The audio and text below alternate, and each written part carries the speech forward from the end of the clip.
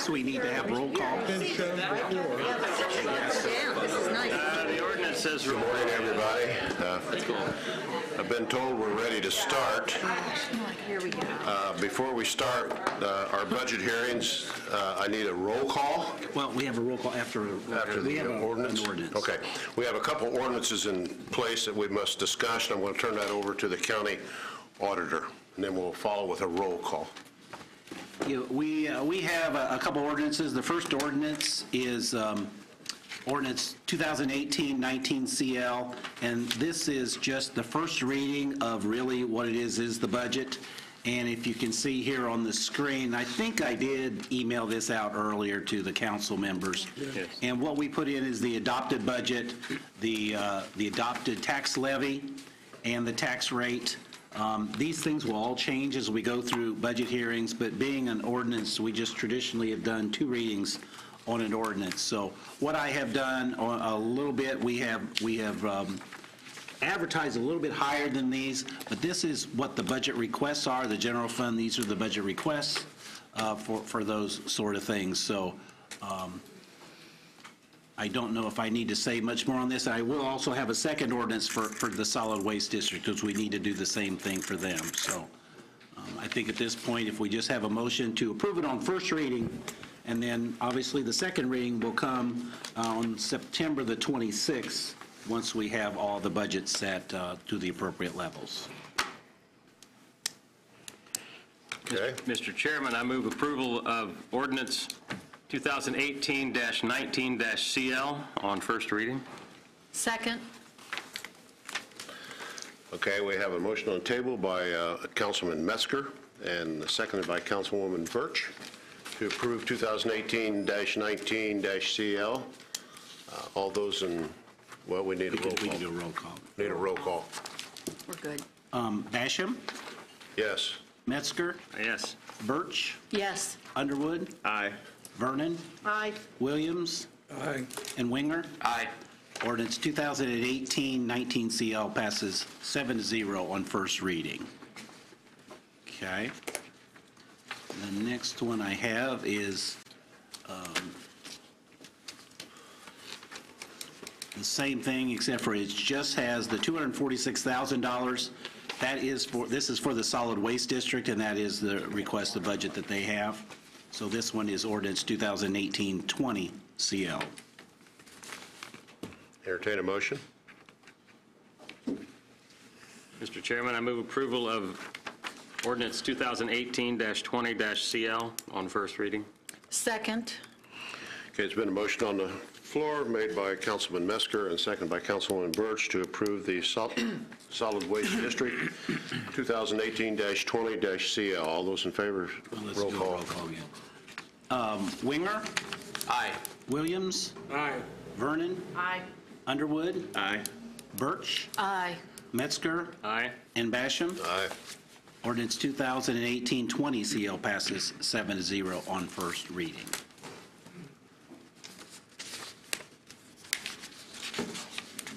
Okay, Second reading. that will be the final reading on the 26th. So, Okay, we'll proceed.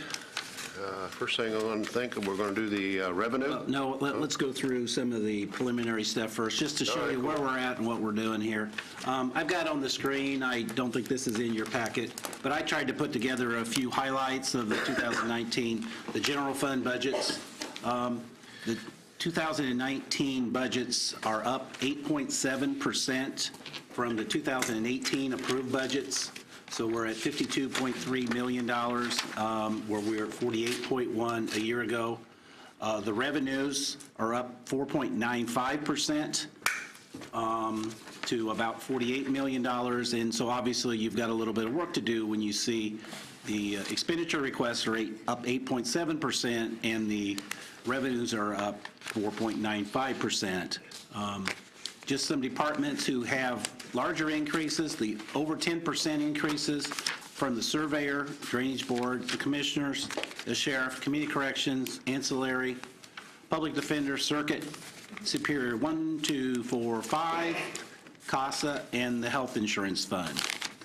We had three departments whose requests for 19 were smaller than they were in 2018, and that being the election voter, the clerk, and prosecutor 4D. There were 22, at least I thought, and maybe there could be 23. The prosecutor's office is maybe one where I'm missing one there, but 22 new positions that were requested. I don't think the prosecutor, there are 4 positions that I thought they were going to have were not included in their budget request, but I do have 18 in the budget requests. The only position that the commissioners have approved so far is the one for the health department. The grids and the requests that we have reflect a 2% pay increase from 2018. And then again, there also are some people that would have longevity increases that some individual employees may go up more than 2%. Probation officers are paid from the state chart, and we received that, and that one was up 2.1%. So that means pretty much across the board they're going to have 2.1% increases. The health insurance request that I put in assumes a 5% increase, and that was what we had asked the departments that were non-general fund to put in a 5% increase just to be safe. And I can get into this a little bit later, but the request assumes that all the new positions and plan shifts where we have seen people who have moved from one type of insurance, like from the employee only to the family plan. That makes a lot of difference in what we have to pay. And so I'll show you that little chart a little bit earlier or a little bit later, and I think that is in your packet as well. The perf rate is calculated in at 11.2%, which has been that way for 6 years in a row. And just for a little reference, it was right around the 5%, 4.75 in 2003. For a number of years, it was there, and then it just all of a sudden jumped up. Hoosier Start Match, which we did just start this very recently. We had $7,000 in for a budget for 2018, and I increased that to $8,000. We have had a fairly dramatic increase in the number of county employees who are taking advantage of the 457B plan. And the commissioners also have now added a Roth option to that as well, so that has also helped in getting some new people involved with that. There was a new the local income tax estimate. We received a new one in mid-August. We received 2 estimates. I believe it's 2 estimates and 1 final. The first estimate was higher by $164,000. This last estimate we received in mid-August reduced that down. It is still 13.3% higher than it was in 2018. But when we go to the revenues, we do need to reduce down the revenue estimate for the general fund for that because of this change. So let me move on to the next little page here, which this is page 1 of your book. And this is something that we received from the state, and it is the non-income farm growth rate that is used to calculate how much property taxes is going to increase. And these are the numbers that they use, and when you see that in the annual Indiana non-farm personal income, I don't know if those are in millions, because I don't know exactly what that is, because that can't be just in regular dollars, because this is a statewide number. But anyway, you see in between 16 and 17, which was the most current one that they would use, it went up 1.034, so it went up 3.4%. What we do with this, or what they do to come up with, and we are doing a 3.4% increase, they take the 6 years and they divide that by 6, because it's a 6-year non-farm income growth.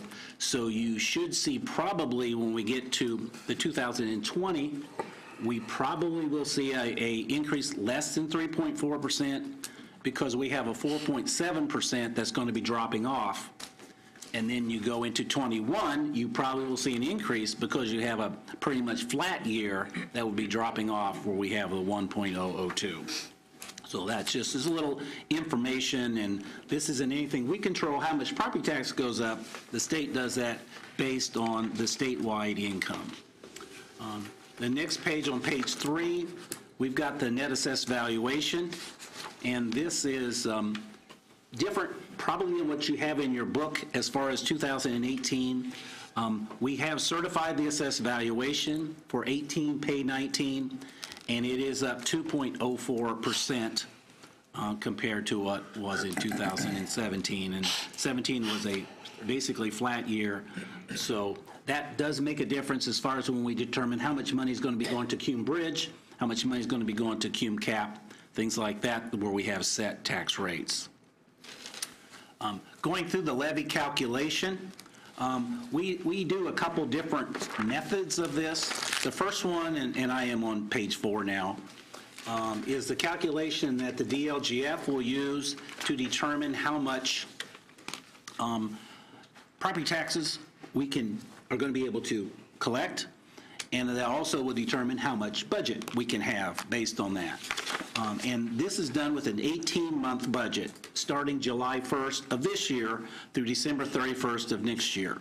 So going through here line by line quickly, for the expenditures, I've got the 2019 budget, and then I've got the anticipated expenditures July 1 through December 31st of this year, which that is the difference between our budget and how much we spent on June the 30th.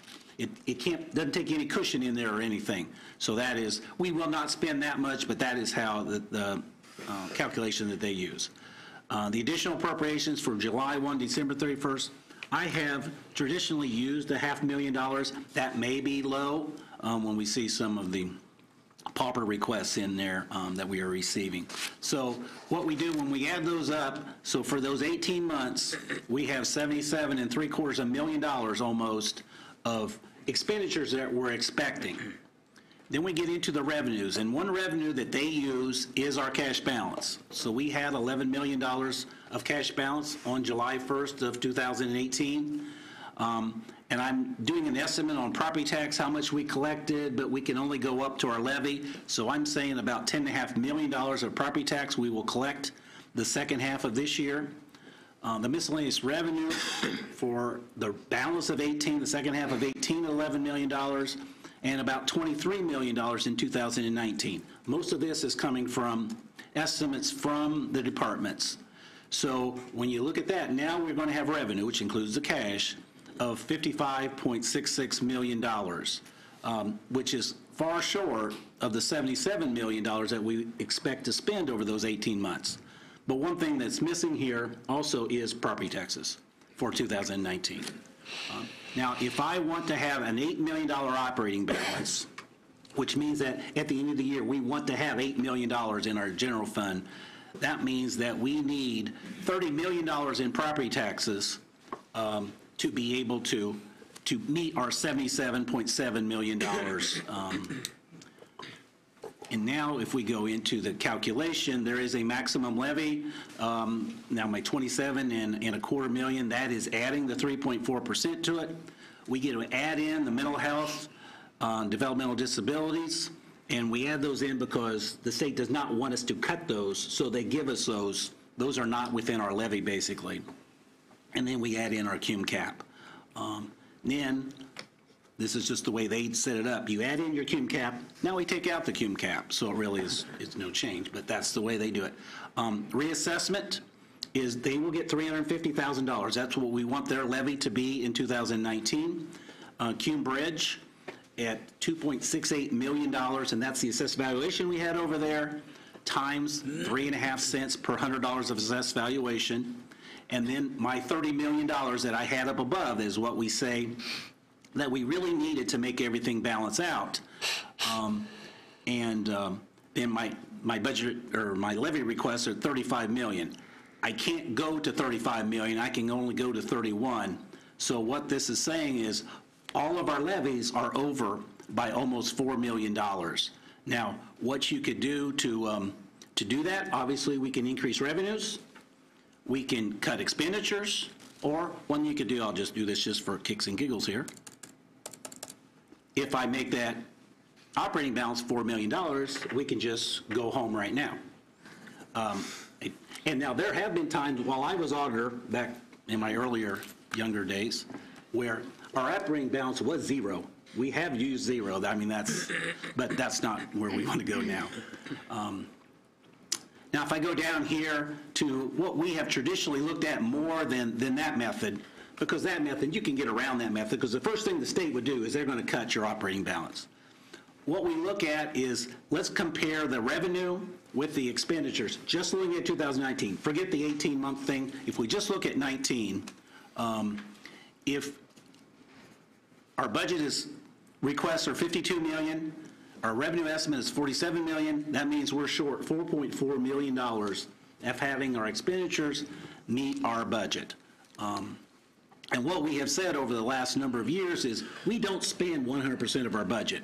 So if we spend 99, 98, 97, 96% of our budget, these are telling you how much you have to cut. So if we say we want to spend 96% of your budget, or we anticipate that, we need to cut $2.3 million to basically get that to be what we would say balanced.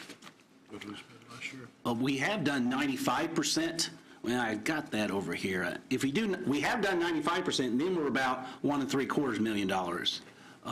Over here on this little chart, Jesse had worked on this and put this together, and this is looking at the 2017 net budget and the actual expenditures by department in the general fund. And what you see here when you put them all together is we spent 95.71% of our budget. And so that meant we had $2 million of budget in 2017 that we did not spend. And there are some things you can pick out, in voter. We had the one registrar position that was open for most of the year, so that one helped out. And we're always going to have some vacancies, because when we go to our other little estimate here, this up here, this is assuming no vacancies.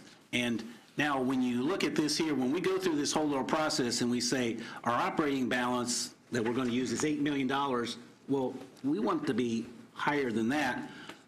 Well, really, if we get everything else balanced, we've got $2 million over here that we really are going to be adding to that. That's not included in this calculation, so we would still be back at 10.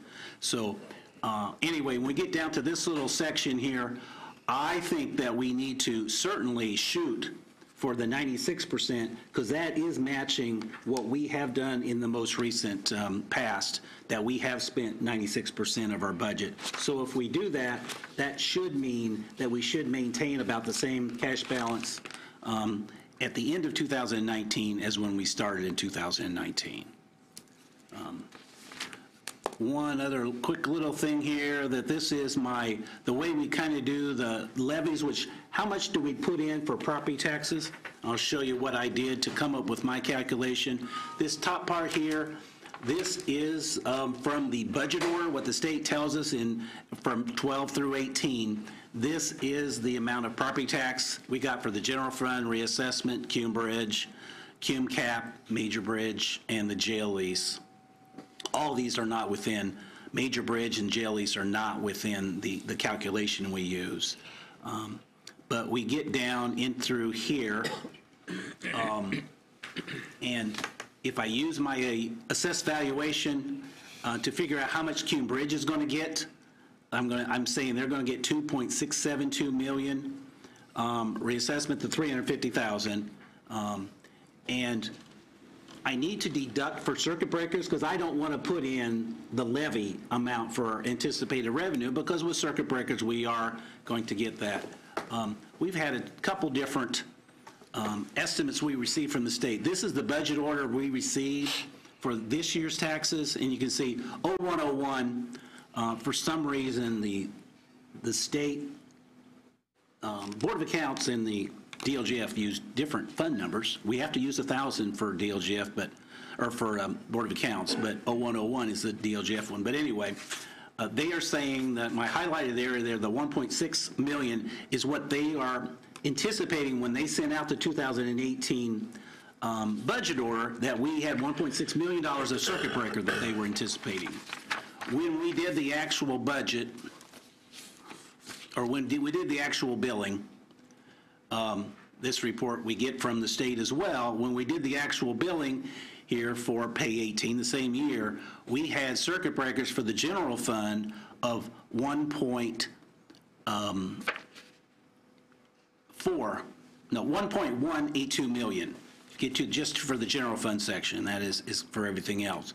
So we've got a pretty wide variance there. When I do my regular council report, I'm using the higher number.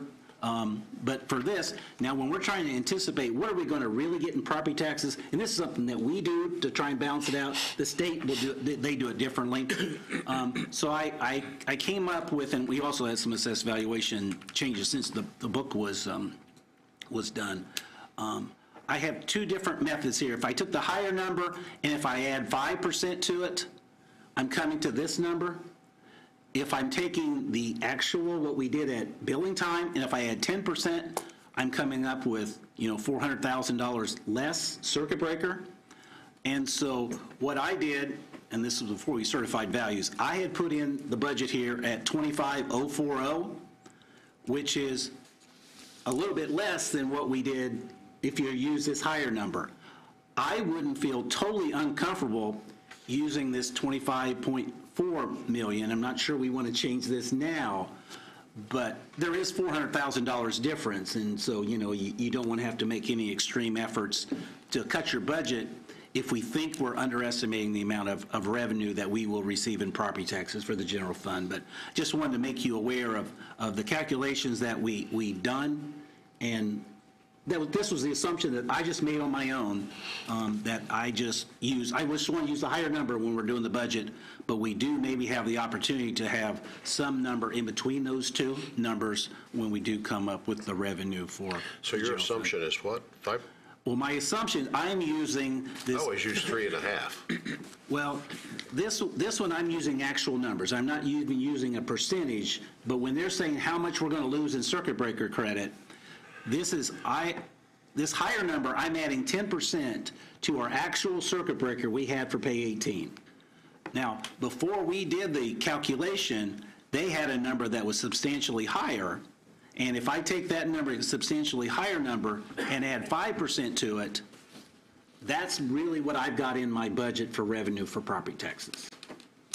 Bob, in the last couple of years, how would those two have compared, the DLGF versus the estimate, their state estimate? We have traditionally estimated lower. This year, it was fairly close. We were a little bit lower than what it really came to.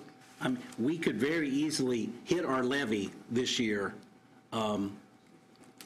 Spring property taxes were really good, and you don't really know how many people paid the whole year at one time.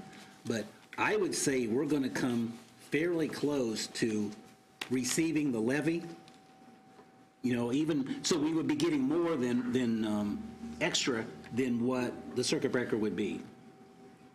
So this is just something to think about, and I think maybe this is a end of the day sort of discussion that we do we want to change what we're putting in there as property tax? Because these up here, these numbers are the levy.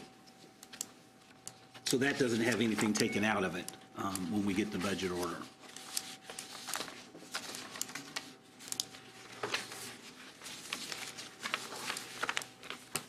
And I think that's all I have for as far as the pregame show. Pre-game show. So, Yeah, I think, more revenue or discussion? Page 6. or do you want to, for the schedule, did we say public comment? If anybody wants to do public comment before we get started. The floor is open for any public comment of our upcoming budget. Council, just so you know, we are currently live streaming. What'd she say? We're live streaming. We are live, it's on, you can see it through the internet. YouTube, all right. Cool. Okay, let's move on. Do we want to go to 6? Yeah, page 6 is where the revenue begins.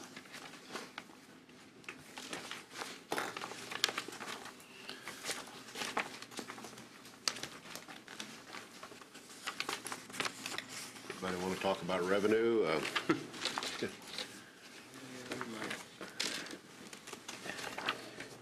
See any way of increasing this? I am on that number 0111. I am going to lower that by $163,957 based on the fact that the state's given us the new estimate for the local income tax that would be going into the general fund. So for 2019, and this, again, we're doing the 18 months budget, so I have a end of the year 18 revenue and an all of 19. And so this is the last one that we just received from the state, showing this is the number they're now telling us, the $10,671,407 for the certified shares, which goes to the general fund. And then there was also a reduction to $8,579,954, and this would be going to eat it. So that will also show a reduction at that point. But Kathy, you got anything about revenue? Aren't you on the revenue committee? No, I'm not. Okay. You wanna go I next? can go, well, let's go through a few, I don't want to just take over this little show here, but when you see in the column G up on there, when you see an A in there, those are estimates from the auditor. And some of the ones, we're the ones that would be able to come up with the best estimate. For license excise, the 0130, the 1.977 million, what I have done there, I've taken 95% of our actual spring collections and added to it the spring collections, since we're just trying to come up with a full year, and so we get a half year that was received back here. We did get $1 million that was received at the first settlement of license excise tax. So then I'm adding another 95% of that to get to basically $2 million. And we have, in 17, we did get over $2 million. So this was just the estimate that I put in there. About 0660 interest earnings from 960 to $1,020,000.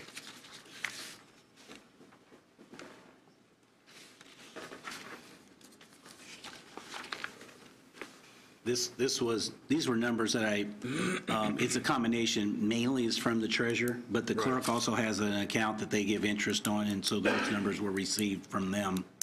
Did we not discuss that?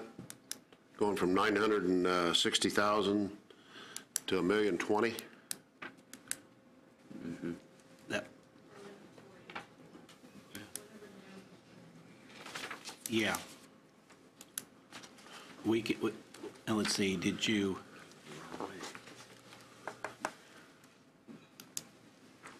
We can do the second half of this year at 545, 120. Right. Oh, wait, no, I didn't do that right.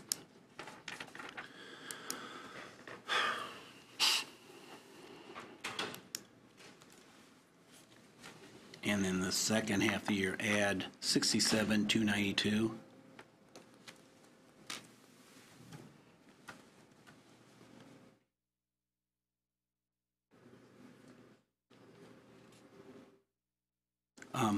If, I don't want to, there are some other changes that we need to look at, pretty much everywhere where I've got little boxes here.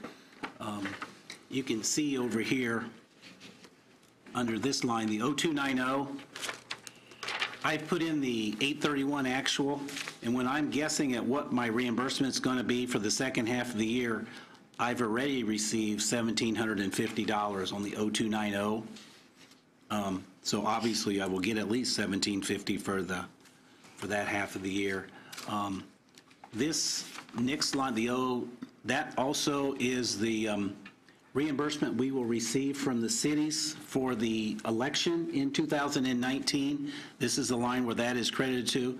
And Krista had so nicely sent me this little email as far as what we could anticipate, because we didn't have anything in there.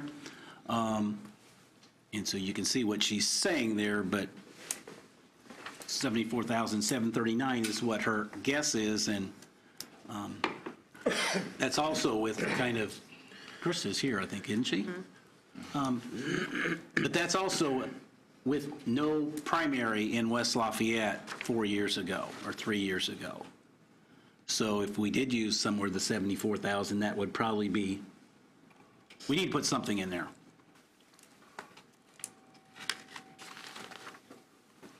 Do you need a comment from her? Or? No reason to think it's going to go down, is there? Did this? Won't we use that number?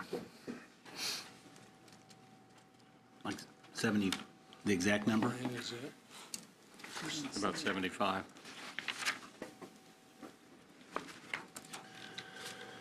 What was that?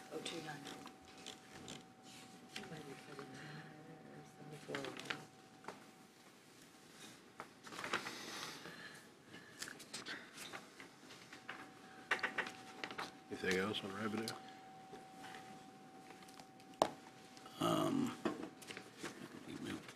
Well, yeah, we've got some other things there. You just want to go down through your list? Yeah. I Right, don't, because there's a nice I don't know. change. Did anybody see anything up above the top part there?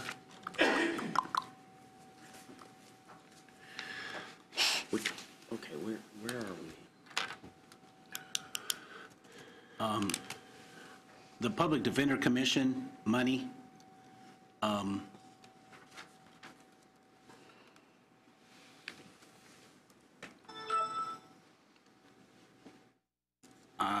we didn't really think they can.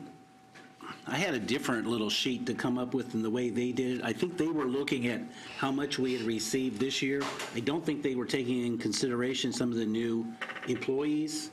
And they also weren't taking in consideration that some of the money did not go to the general fund. There was some that went to other, because we still had some of the 111 expenditures that were reimbursing CUMCAP or wherever that money went. So we might want to look back at this number a little bit later once you determine what you want to do with those public defender positions, because it's going to, whenever you reduce a position over there, it's going to reduce a revenue over here. It might be better to wait, but whatever you want to do. Did you calculate your estimate, Bob, based on not only their requested new positions, but the reclassification of the 4 positions, the 1 comment and the other 3 supervisors?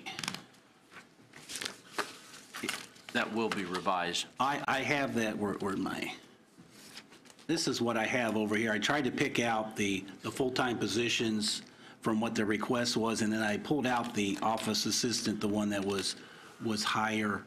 No, that's not the one. No, that's a new position. I thought I did have that.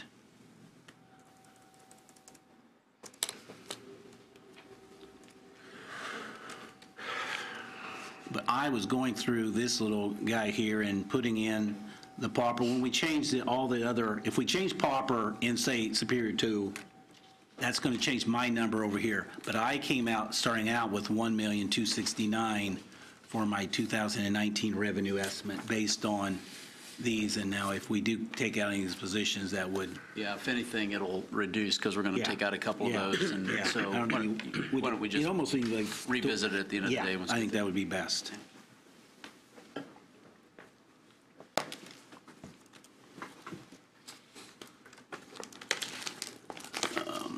Let's see. Boblin, yes. It's 403. Before you leave the revenue, I went back to 2011, and with a primary in West Lafayette, we still only expensed out $75,000. Okay, good. It's a good number. Now, if we look at number 0403, Right. and I don't know if Shannon wants to shake her head and saying I'm right or wrong, but we talked to her about her revenues from the recorder that goes into the general fund, and I think we thought that we could change that 150 for the second half of this year to 170. And then the 300,000 that she'd submitted, we could go to 325, which is what we're at this year, as far as what our budget is to move those 2 up. Hey, Bob, can we move back up to Health Department once we get to a pause? And the health department is there, Yeah, 0320. this one here? Yep.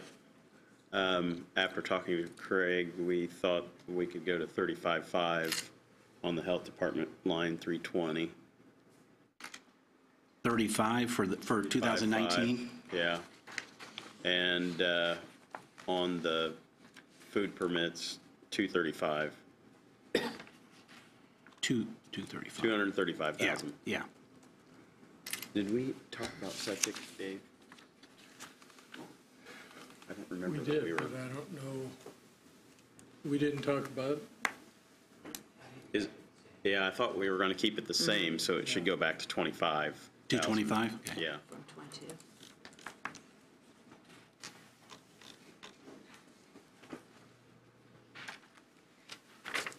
And how about anything with the health department in the charges for services? Were you okay with the 370 there? This would be like the vital records, What line number was that again? 420. 420.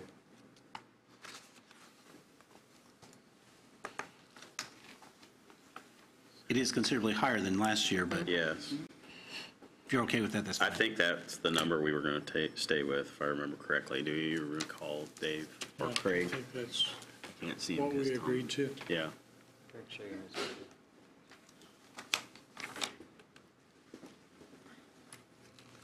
Do you need to talk about the jail?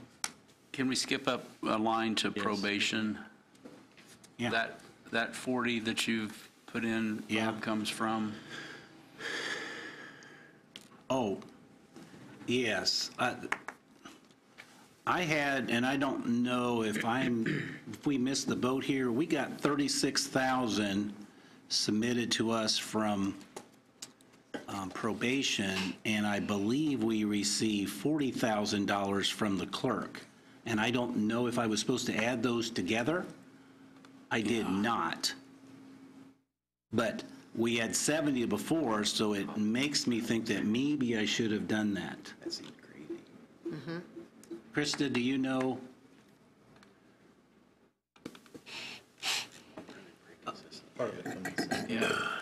Yeah, but is it, I don't want to double count it. And Krista, is the 40,000 that you sent in, or 36,000 that you sent in on the revenue for probation 5 is an increase. administrative fees, is that different than the yes. 40,000 that probation would have turned into us, or Dave's is back there too? Was I supposed to add those two together? I don't know if Dave included what I send over in his, but I don't think, typically we each send in what we've received in our. So I should be adding them together? But Dave, that's Dave's revenue outside of court services fees, is what you're saying? Yes.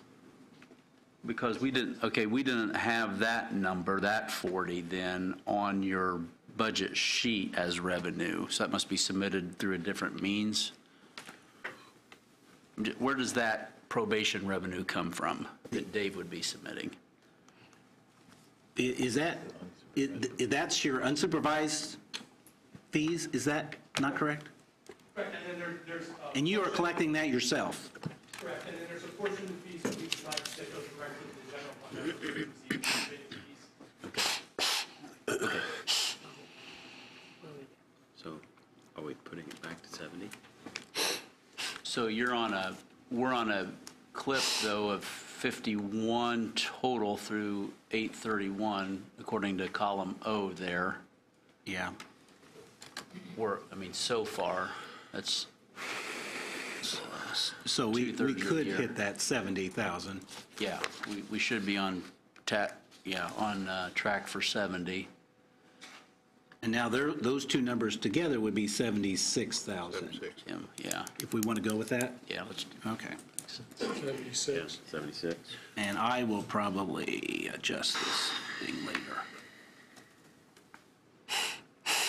I will adjust the second half number. I'll get those later then.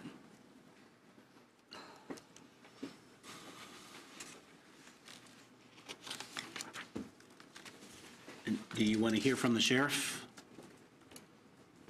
We got did money. discuss some different numbers.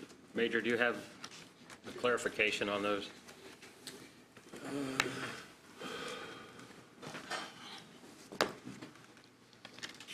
I had for 0410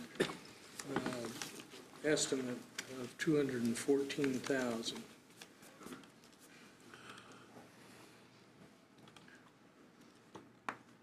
As opposed to 158. And we never did figure out. No, and I got that. what we submitted for last year for the revenue was, total for 18 was 689. And I guess I don't know where that number's from. I have no idea. that Dave's got, or it's in the book. We're talking a combination of 410 and 411 here? Yes, yeah, and that's the way we do it on that revenue sheet. They're combined. So I can't explain the discrepancy because what we put in and what we have is, and what you guys have, I can't explain it. In other words, total revenue that we were going to anticipate putting in for 18 was 689,700. That's not, your form says 702. No, that's this year. We're talking about last Oh, year. last year's form? Compared to this year. Yeah, 702 is this year, absolutely. Okay. So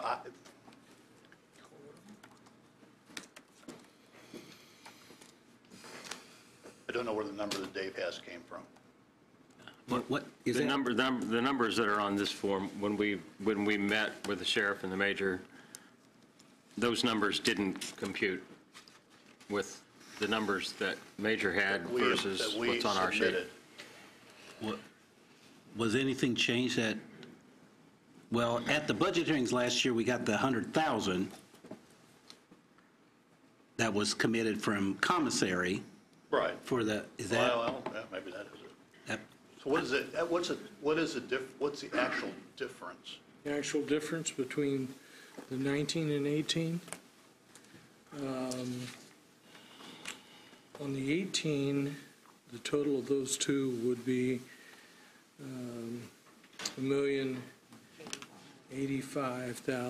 $1,085,564, and on 19 would be 874. So 200, well, whatever it is.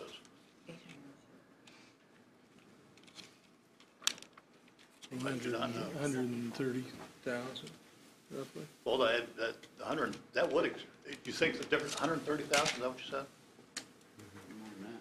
So 100 is the commissary, the 30,000 is about 89 to 702, so.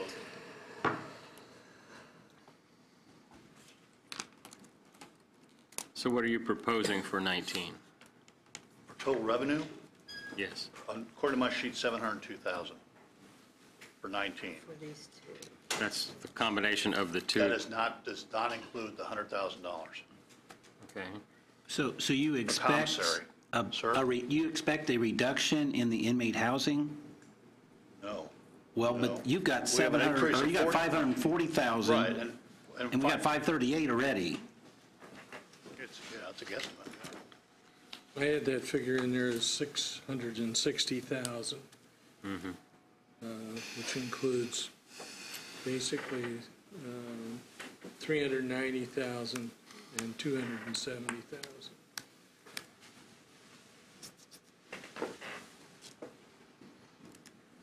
We had 0410 of 214,000 and 411 of 660,000. Right. And that's just based on expenditures, What did he say, the 410? or I'm sorry, collections. Dave, what'd you say, 410? For I what? had 410 at 214,000. I had 411 at 660. Is any of that unattainable, you think? So relate It's a- those, it's a though, best to the, guesstimate. relate those, though, to the column O, which is 8 months. Does the column O contain the 100 that we got from commissary? I think, Bob, does the, general fund, isn't it? does Excuse me? column O reflect the 100 that we got from commissary? Yes, yes. In which item? Both? I believe that's in the 410. So, okay, so I'm just thinking, if column O is 8 months, so you take that times 1.5 to get 12 months, but we got to back out the 100 from the 204. But we're still down 70,000 Yeah, from last we're year. still down. But I don't know where that money's all, that doesn't mean anything. But to that end, though, the 538, which does not include any of the commissary money, Right. times 1.5 yields a little over 800,000. Can we increase that 660? But I don't know if the inmate housing, if, like the first 6 months, did we receive, I didn't check that, did we receive 6 months of payments, or is it 8 months of payments? It's always behind. Yeah. All what I did, and again. But how many months did we receive, do you know? Have we I received? have, what I based this on was April of 17 through February of 18. What is that, that's 10 months? Right. But the You're always behind, the but aren't you getting paid 184.9 month? You can be behind several months. is about, But you're always is at getting least paid 2 months every month. behind. About. Sure. We're turning in for reimbursement and receiving payments every month, even though they're in As a arrears. general rule, that's correct. That's not always, because they, Yeah. yes, we always get paid. It just doesn't happen on necessarily a regular basis.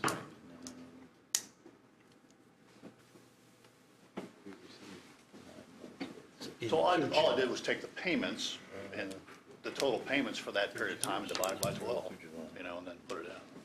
I'm lost the house to do it. We've received 9 months of payments through July, so we are a little bit ahead of, to just be doubling the first half of the year and going to be exactly be right, but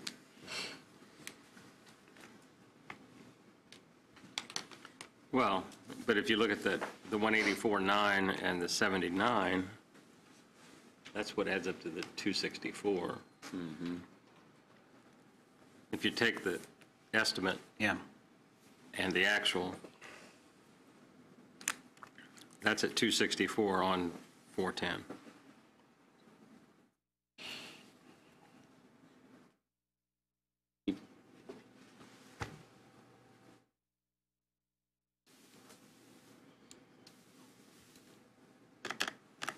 $538,755, even at 9 months, that still comes out to $715 plus. Right. Looks like to me 700 is a pretty safe number For the total revenue, correct? for, yeah. Yeah, that's what I put 700 to. That's why you what? That's what I put 702 for total revenue for 19. For, We were, for the, For both lines or for just the for both 411? lines, yeah, I don't, mine isn't separated out, it's the same, it's all total. I don't have a separate for 411 or 410. I mean, I can do it, but it's a matter of calculator. Excuse me. Thank you. Now, this 410 number, this through August of 204,000, that includes 100,000 from commissary. that's what you So, said. can we put you down for another 100 or That's up to 200,000? the sheriff, well, whatever sheriff, I mean, it would very much be capable of another 100,000. and obviously it's up to, Do we want to see, once we go through the sheriff positions first before you commit to Why don't we that? go through things first and before we make that call? Do this? What number do we have in there now? So Bob, what numbers do you have in 410 and 411? For 10, for 2019, I got 214,000 for 410 and 660,000 for Should be 411. 264. Should be not 264. 214. 260? Yeah, 264 For 10? Yes. 10? 410, All right. 260, 660 for 411. okay, wait, what are you saying? What do you got? 264 for 411. No, for 410. 410, I'm sorry. And 660 for 411. Charlie, you submitted what again? Copy. 702, and that was Yeah. based on receipts we received and divided by 12. Total receipts divided by 12. Because I don't know how else to do it. I don't understand. But didn't you say a 10-month window, though? It was a 10-month window, yeah. So wouldn't we divide by 10 to get a monthly and then multiply that times 12? Extrapolating it out, Yeah. yeah. It isn't going to be 660, though, from 540. Because the total, the monthly thing is about 44,000, 45,000. For just the inmates? Yeah. 45,000? That's 540. Yeah. So it is down from the year before. No, So you could no, make actually another it's up 100,000. from 18, from your 538. The guess is by $40,000. It looks like that 538, and I'm talking to Jeremy here, so maybe I'm missing some discussion. The 411, the 538 looks like that's for 9 monthly payments. That's some of our big ones. You got some of those little subsidiary ones. Where do you have 538? And so they're all between 30 and 40,000. So if you extrapolate that out, another 100,000 on top of the 538 would give you like 638. Okay, well, then So that- 660 is not No. totally out of the picture if we get 12. If you get 12, and If we get 9, well, then we're short. If we get 15, we're long. all right. And that's not looking at the That- smaller payments there. Combination of those two being 924, whatever that is, 2 to 10. it's a little bit above 204 minus the 100 plus 538 times 1.5. So that tracks with the 831 column O. Okay.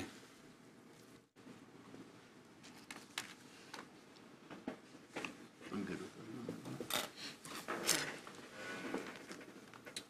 0425, we need to bump that to 5,000. Thank you, Major. Okay.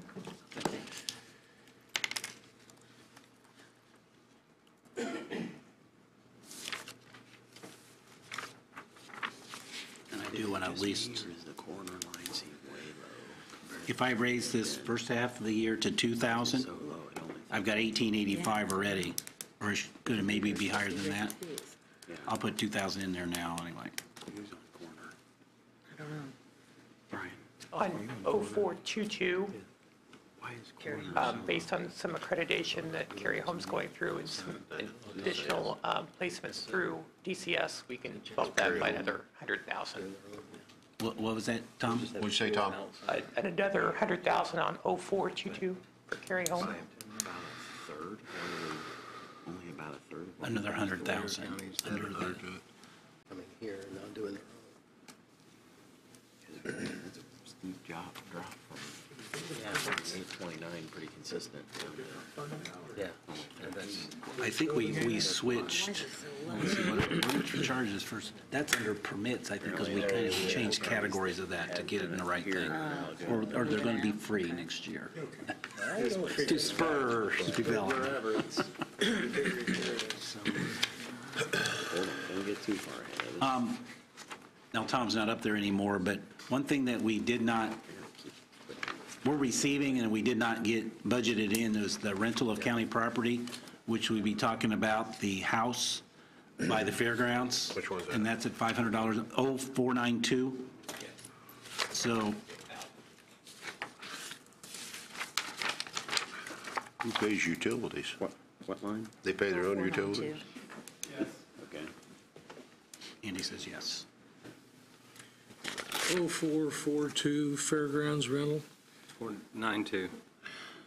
9.2. Is that what he said? No, No, he said back Oh, up. rental. Back up to. 492. 492. So how much we got there? Fairgrounds. 6,000? 6,000 and 6,000. then 3,000 the second half of this year. Do we pay property taxes? That's a question I've asked the state about. I haven't received any answer on that. We do not pay property taxes on that. I'm not sure that we're not going to have to, but Can I buy it? we'll talk to the commissioners.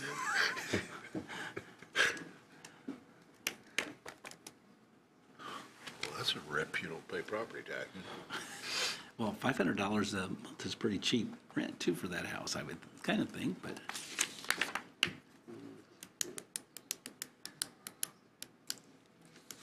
Dave, did you want to bounce back up? Yeah, 0442, fairgrounds rental. We decided that we were going to leave that the same at 120. the same as the request or same as last year? Same as last year. Okay, so 120? construction not gonna impact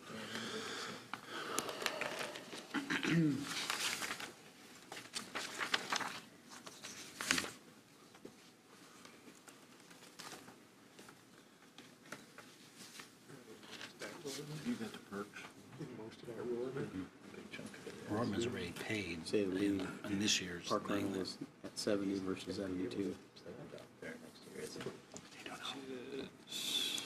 I assume they've talked to the right people for that. Know that we did.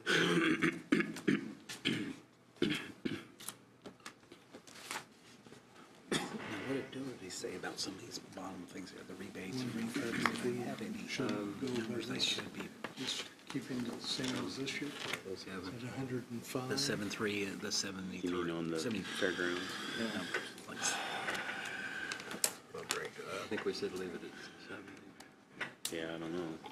None of that's reliable. I guess But that's an it's Andy been question. almost predictable, at least when I see 3 years. Yeah. And I've already got 6,000. We're sitting over here talking about like the 0730, some of that section down there at the very end. Those are not very reliable revenues, but they seem to be fairly predictable. That, when you can just see the last, basically 3 years, we've had close to 10,000. I'm not sure if I want to put 10,000, but if we put like 7,500 on the 0730 line, Do it. How much you gonna put, 7,500?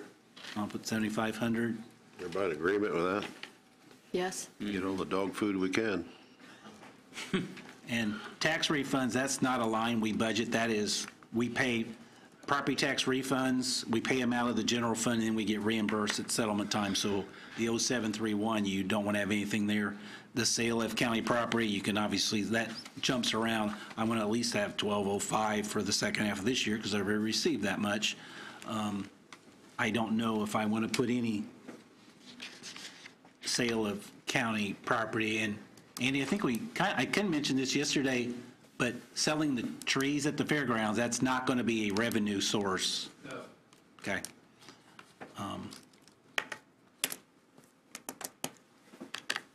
And the Have you driven by the fair? internal refunds, reimbursements 0760, We need to drop that down. the what? A large portion of that is the workers' comp Oh, reimbursement. that's right, that's right. They're paying their invoices directly now. So that's workers' comp that we're getting from other funds, and community corrections is a big chunk of that, and they're going to be paying their own. So we won't be receiving as much in 19, 30 grand they pay. so we may knock that down to maybe like 5,000. 6 or 7 would be fine, say. Five safer. Down, but it's on track to be down, so. So those, I think, are the things that I had marked.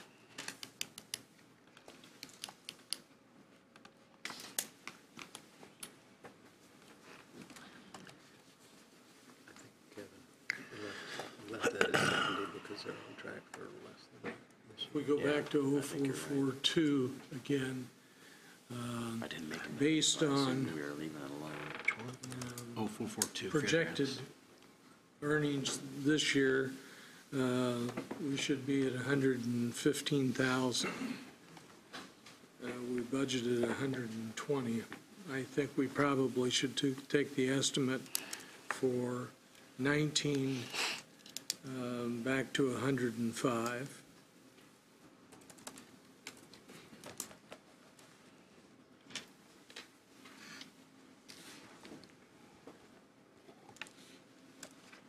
Is that based on some of the unavailability of the fairgrounds next year from construction?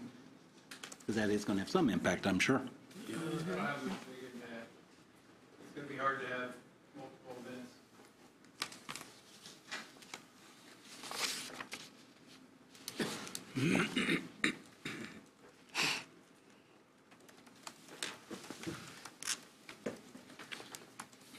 Take care of that, will you? Got it? Take care of it. That's mine. I think it's done.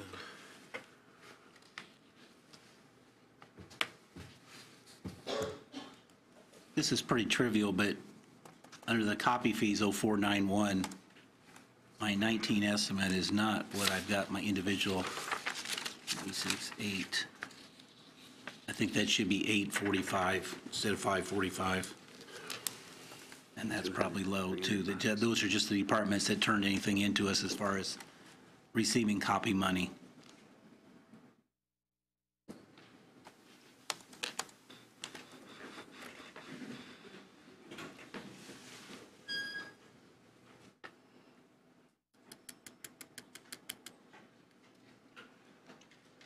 Krista, are you still good with the 825 on court fines estimate? Yeah. We're pushing it, but, so nothing's changed since you put that number together? Okay. Continue to have increased collections on infractions,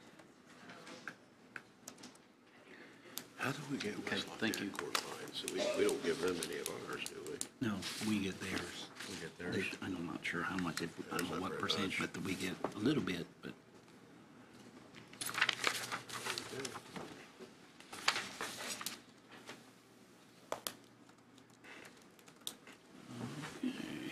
Back to the court fines again. Based on these numbers, we should collect 732 for the year instead of 8,000. Assuming we collected the same amount for next year, shouldn't be looking at something like 732 instead of 825. It's one thing to put it in there, but if we're not going to collect it, we ought to go with something closer to the actual collection. Krista, could you respond to, Dave's saying that the actuals Ignore it. through August would put us on a clip of about 732 for this year. So we're increasing that by 90, which is what prompted my question of, does that 825 still look correct, even though it's a $90,000 increase? I mean, this is all a crystal ball guess, so Play the dumb roll and ignore it. increased filings, hopefully increased bond attachments for court costs, so. now, Krista, we had, looking at one solution, early in the year, we were getting, well, 44,000, 54,000, then 61, 64, 65, 62, and now 70. So they're getting bigger. Right. Is that based on just the filings, or? Especially from the filings being increased, a large number of those people who post bond, the community of So is that kind of cyclical, that early in the, or you can't really? 7, watch it now. I don't know. I mean, I see the increase as well in the other funds, so I don't know if we can Yeah. President. Next year. You're doing a great job. We could do it like for 10. So are we changing that line or leaving it? I'm good with it. 825, okay. Okay.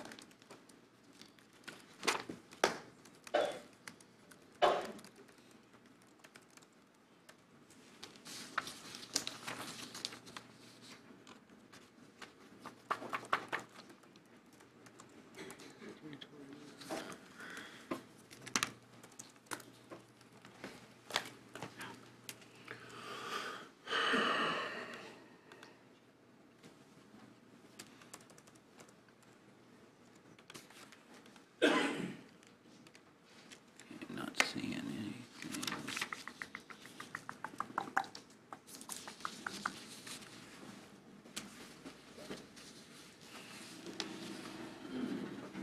Mr. Chair, while Bob's wrapping up his re-review of that, Judges Williams and McVeigh are here from Superior 1 and 6, so for our agenda, if we could start off with them when we go through proposed budgets, would appreciate that. Did I say 6? I meant 5. You said 6. Yeah. I just heard myself say 6. That ain't right. Something like one of those numbers.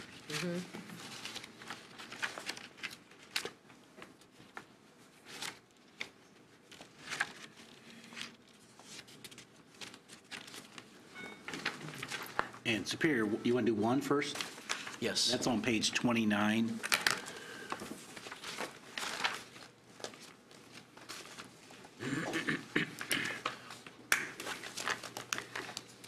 Thank you, Roland. Yep.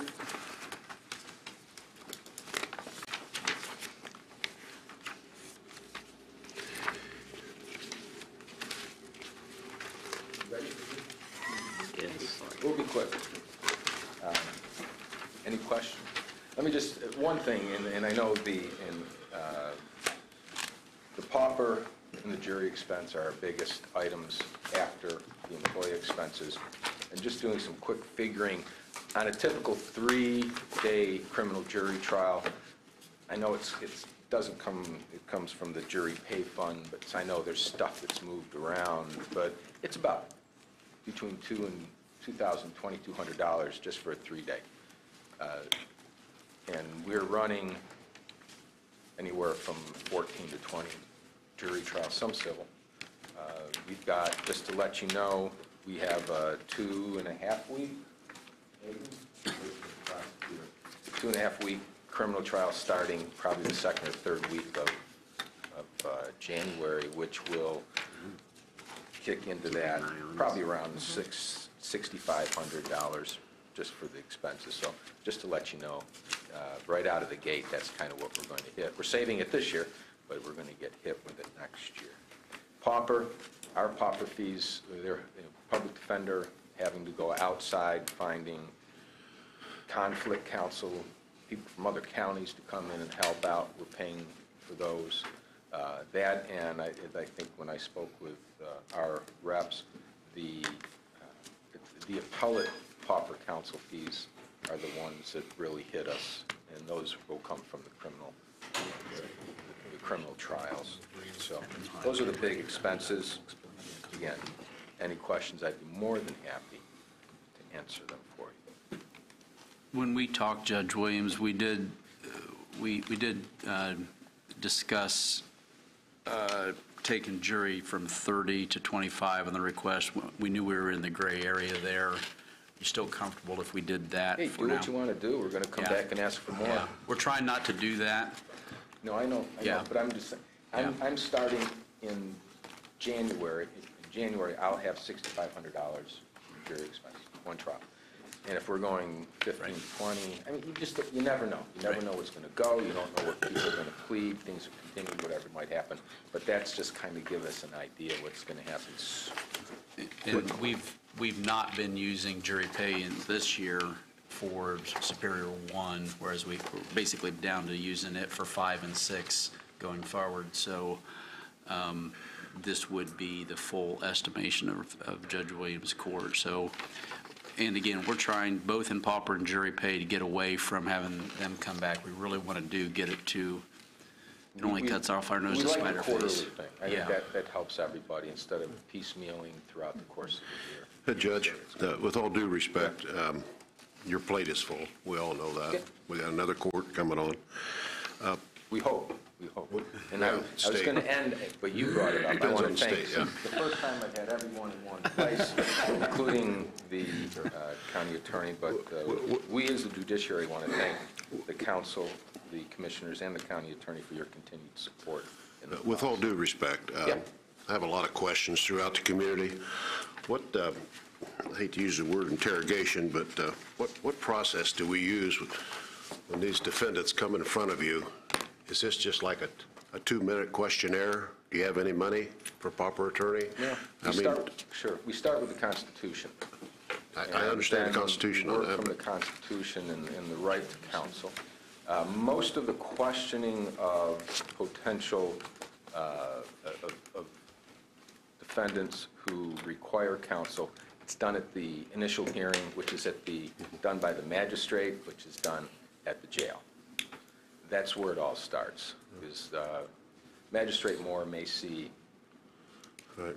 10 to 20 people per day, new filings, and they have to kind of, The word that jumps out at me is the right, the right. Yeah. What is your right? I mean, you have the right to be represented I by know an you do. attorney at every phase of a court proceeding. I know you, Including you're absolutely for the purpose correct. of the trial or for an appeal. And if you cannot afford the services of an attorney, the court will appoint one for you.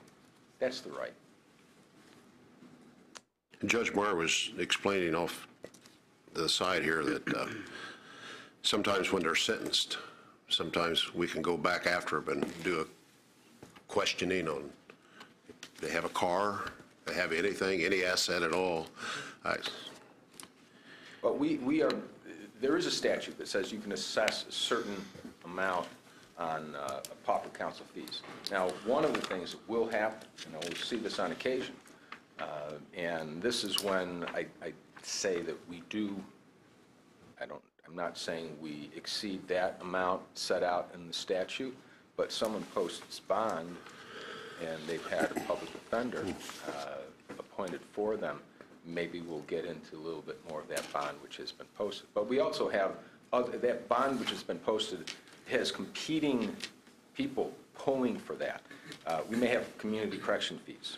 We may have probation fees. We have court costs. We may have the victims of a crime who are entitled to restitution for their loss. So you have a number of people trying to glom onto a set amount of money.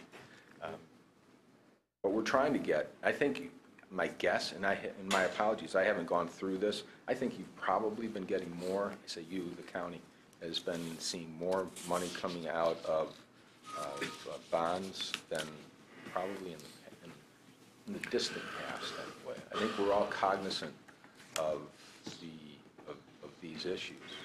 Now, you'll be happy to know that there's a case that I'm going to have to try at the end of May. It's coming from another county, but the agreement was, and there's an order out of that other county, it's Vandenberg County, where they will be paying all the court expenses for that.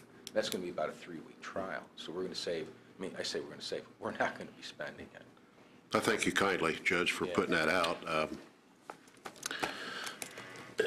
Would you be opposed to sometime in the future of possibly taking an employee or the Tippecanoe County, finding an employee that can actually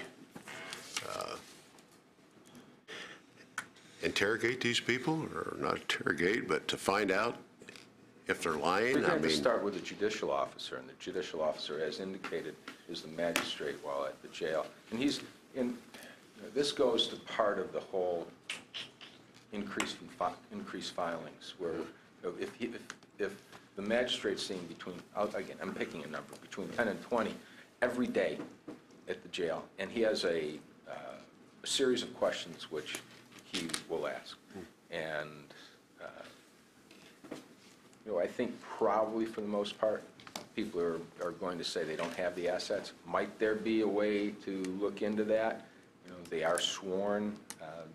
There might be. I don't know who that would be. And if that you're going to have to want to look into those types of issues as to what other assets they may have. Thank you, Judge. But we're doing our best. We've made it a point, I think, in every budget meeting that we've had, I know personally that I've had with every court, reviewing this question with each court and asking the judge how they assess these things. It is a difficult thing. We raised court services fees significantly when we did the refitting of that office, and the concern was, will the client have the money to pay? And as Judge Williams says, there's a lot of people pulling on the money that we do recover when the court does recover off of a bond or whatever. So it is a difficult question, but it's fully within the judge's responsibility to assess and assign. If I may, and I think one of the other, actually there are a couple of other things, I was going to be brief, but there are certain decisions out of the appellate courts that talk about the inquiries which have to be made of judges as to whether they can collect funds. Now, There are some, I'll say the Superior's 5, she's back there, she's hiding her head, but I think for example, 4, 5, and 6, some of the sentences out of that court, they're for a shorter period of time. I mean, if I'm sending someone to prison for 20 years, it's going to be a while before that person is out, able to work, and able to pay anything. You know, it's just a fact. That's just kind of a fact. I'm not, Kristen, I'm not picking on you, but there may be in some of the other courts, maybe there's an inquiry for a shorter period of time. And we've got some people who have 7 and 8 cases in 3 different courts. I mean, I don't know how, you know, that's just kind of what we're faced with right now. And I know the prosecutor's faced with it, and they're trying to figure out how we deal with this, and the courts are trying to figure out how we deal with this. And it's not just in this county. I mean, this is I don't want to say it's an epidemic, but we're pretty close to it. It's not all opioid-driven, but something's driven. Judge, we made some changes in Court 3 in terms of hiring additional PDs as part-time employees with benefits. Yep. And, You said that to you know, part of that is shell game. We're going to pay here or we're going to pay here. Is there any possibility that we could do it in the other courts besides Court 3? I'm not sure exactly what Amy is coming in and asking for, but we also have a finite number of attorneys who are willing to take those positions. Now, there are benefits associated, and there are individuals who need the benefits. I think that's a great draw for some. But I know I've got cases right now where I have attorneys out of Jasper County, Clinton County. I mean, they're all over where the public defender's office is trying to find attorneys on the outside who are willing to take conflict cases. Now, could we get another additional public defenders to help? I think that would be helpful. If we get another court, it's going to be essential. And I think, and I'm also pitching a little bit for the prosecutor here as well. I think another public defender to work on appeals. I think the majority of our expenses out of our court, I'm not sure about Steve, Judge Meyer, or Judge Person, but I think probably the majority of our pauper counsel expenses come through the appellate process. We have one appellate counsel, so one appellate public defender right now, Bruce Graham. And he can only take so many cases. He's only allowed by the commission to take so many cases over the course of a year, actually per quarter. If we had someone else, instead of me having to find an attorney who's being paid at a below, I'll call it a below market rate, because it is a below market rate for the attorneys in their private practice, but it's still, I think, $90 an hour, and you're looking probably $3,000. I'm not even sure now what What they we are. were looking at in Court 3 was $95 an hour. Yeah, 95. Plus travel time, plus sit time. Yeah. So Well, you and bring a that's- guy in from Monticello, you paid him $200 just to drive down and back. The PD's office originally asked for 5 new regular part-times to do just this for the adult courts. They revised that down to 3. Their contention is most of what they're farming out is conflict. Judge Williams mentions appellate. He is correct. They've only got the one appellate regular part-time assigned. So they've already come forward with that request for those 3 additional regular part-times. And because of the conflict in Superior 3, it didn't zero the pauper attorney, or will not in our proposal. We'll never zero pauper. No, because of you got to have some in there for conflicts. Yeah, if we have a case in which there are 6 defendants, and then you have to go outside of the public defender's office, and you have to find people who can fill in, because there's this wall that's supposed to be dividing the attorneys and their respective clients, who's pointing fingers at whom. I mean, those types of things. So. But at least in 3, There are some cases where we have six Yeah. Oh, you've got Six two parents, attorneys for you've got one child? Yeah. Yeah. Oh, I for know. families that are there because they have difficulty with the child or with raising the child.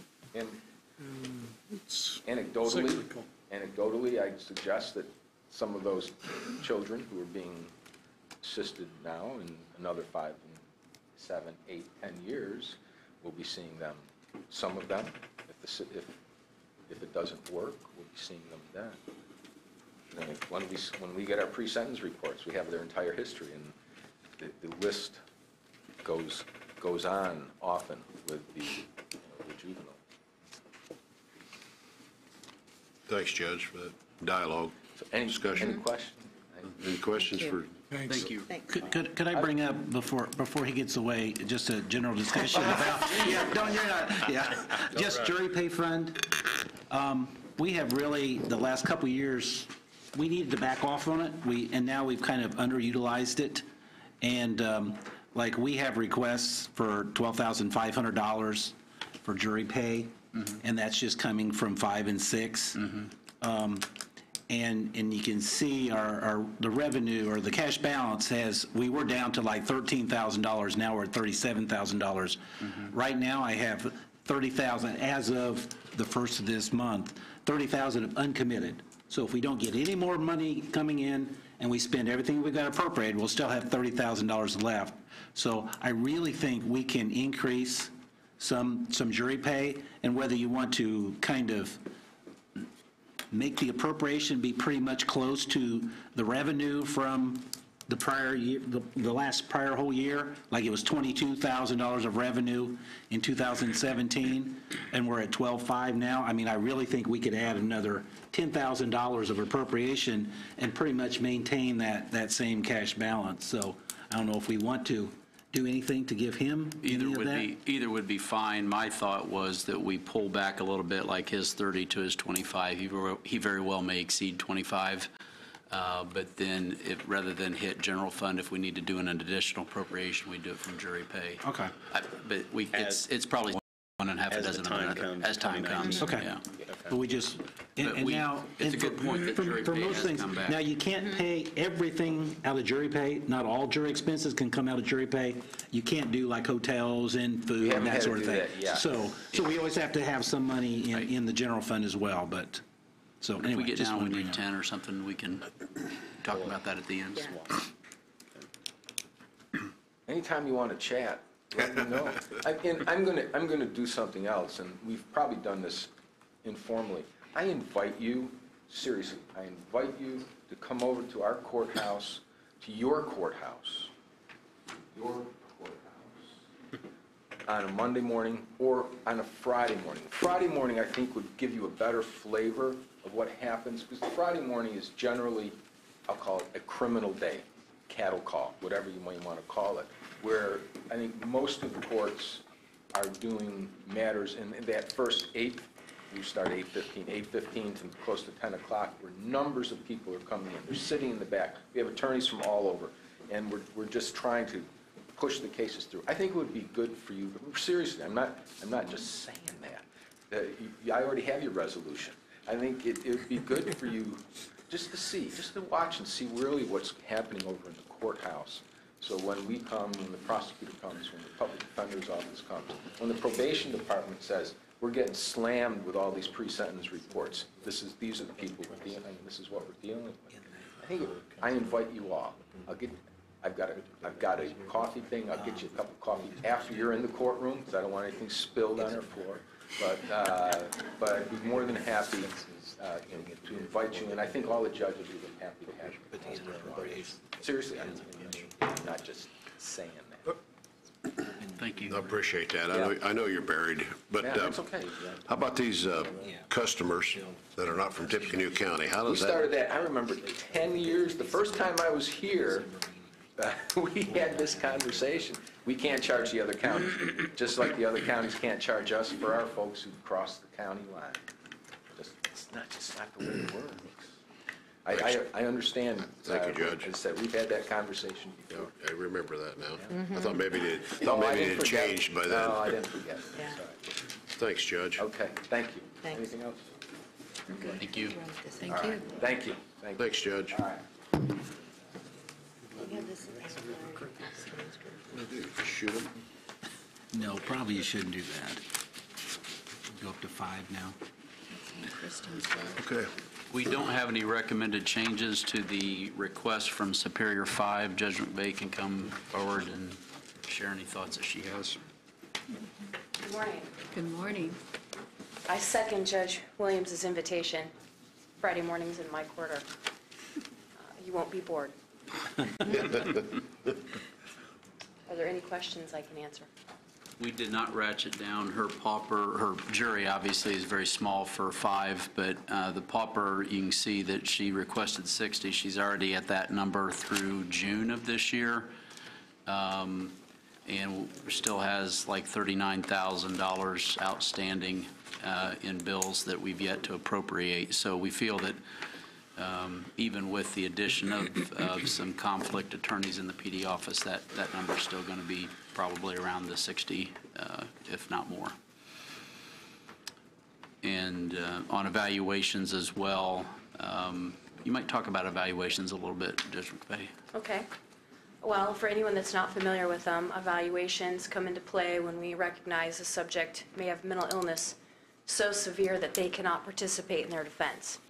And at that point, statute requires the appointment of 2 disinterested psychiatrists to evaluate the individual. And that costs. And because my court is among the most high volume, and that it is not a secret that people with mental illness frequently find themselves in the criminal justice system, most often they're going to find their way to my court by way of a trespass case where they've wandered onto property and caused problems enough to be escorted off and then come back again and are arrested. Things like mischief, small thefts. That is how we are mostly finding that we have contact with people that are suffering mental illness. So I'm finding that those evaluations are creeping up as more people with the increased filings and the numbers that we're seeing find their way into my court. I did have a very interesting class at my first judicial conference last week that examines a model that looks for ways to reduce those costs, and I'm going to explore that, but obviously that's something I won't be able to do just overnight. Are there any specific questions that you have? Any questions for the Honorable Judge Graham? Thank you. Okay. Thanks, Judge. Thank you. See any others? Roll. Yeah, no, I don't. I know Judge Person is in court and unable to come over. I don't know if any will be coming in later, so we can go back to the Well, original. Judge Meyer indicated he wouldn't. And he wouldn't be, would not yeah, you're correct. Yeah, thank you, Brian.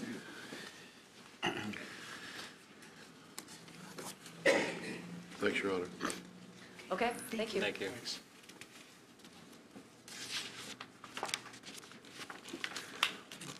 Where are we at, Bob? If we want to go to page 9, if you want to start at the beginning now of the general fund. Sure.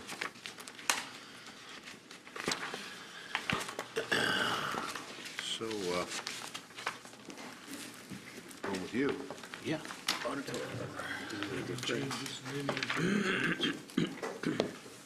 Hey, we've got the number below 4 million. That's good. Yeah. All right. Got that. Now I have increased my part-time based on my actual usage. You can see my little chart here that I'm figuring this at 30 hours a pay period for John. And of course, he covers commissioner, council, and a few other emergency management board and a couple other ones. And I'm also figuring on giving him the 2% pay increase as well. And he's the only one that I pay out of the general fund. Now, while I'm on this sheet here, Jesse, that has worked for me in the summertime, and I've maybe kind of overestimated. This is paid out of the ineligible homestead fund. It's not general fund money. But I've increased her proposed rate. I'm not sure she's even going to be back next year because she may get an internship somewhere else as she's going into her 3rd year at IU. But what I would like for her to do if she is here, because she is very talented and has understood the budget very well, is to maybe set up some budget training sessions with some of the departments to help them go through the budget preparation part. So I told her if she can come back, I will pay her more, and I'm really kind of overestimating the number of hours that she's going to be here, that pretty much if IU's not in session, I expect her to be in our office, and I doubt that's really going to happen. But anyway, so I have increased in the general fund my part-time from $12,000 to $16,000. I do pay John a higher rate than what we did pay Caitlin in the past, and he is doing a few more things. We're trying to get things online, whether that's the not just the minutes, but the ordinances, the resolutions, and get everything available to the general public that is getting passed. So I'm asked for that to be $16,000.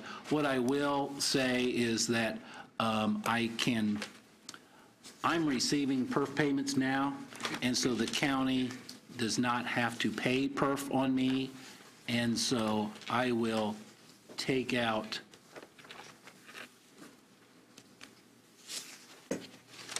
myself out of the perf calculation that saves $7,000 or $8,000. So it's about $8,000, because it'd be 11.2% of my salary. So that's, I don't have much in my budget, except for just personnel costs, because everything else is coming out of ineligible homestead. So that's really, I think, all I can really do at this point.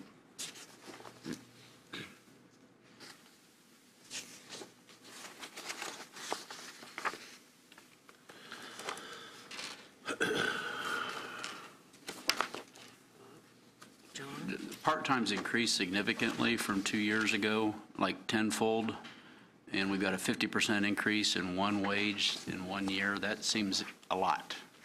Can you talk through that? I don't think full-time head count has changed, has it? What are you talking about? So just looking back to since 16 anyway, that's what's on my spreadsheet is the last year. Yeah, there is a head count change there. In 2016, Tilly worked half-time in our office and half-time in the MITS department. And so when she left, that was eliminated, and that's when we went to the part-time situation, and that's when Caitlin came in and worked in our office and was doing the minutes, and John has followed in her steps. So there is obviously... So the change on Tilly was between 15 and 16? She was there in, I would say, well, she couldn't have been in there, and it had to be between 15 and 16 on my part-time. Well, she couldn't have been there. I only had 1,400 of part-time in 16. I don't remember. Right, that's what I was exactly. Yeah, that has to be. Commissioners in 16, right? Yeah. Yeah, so was the But that number and that number aren't that much. or is the Yeah, are you sure the 1,400 is correct? Yeah, right. What, 1,400? In 16? I would, I don't know. I could check that number to see if that was right, but when Tilly was there, we had very little part-time. So if Tilly is in there, but this number is just went up, but that just went up a smidge. We're just not accustomed to seeing Yeah. 50% hourly rate increases in one year. That's the other piece that I was asking about. And I'm still not following, where's the 50%? $12 to $18 an hour. Well, that's because it's a whole different sort of job. I want her to be a trainer instead of just data entry. Okay, And so, and that has nothing to do with the general fund. okay. But All of that comes out of the homestead? all of that is out of ineligible homestead, yeah. None of that has anything to do with this. Oops. Okay.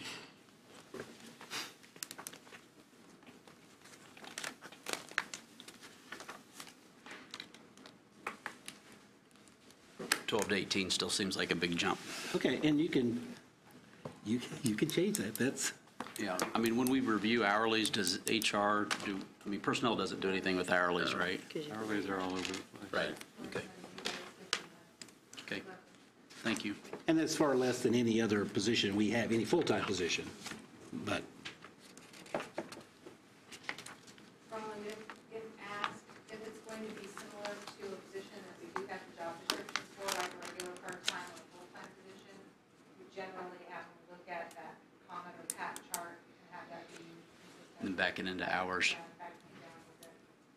So would you say 18 an hour lines up well if using that method? I haven't talked to Bob to find out exactly what the duties and everything is.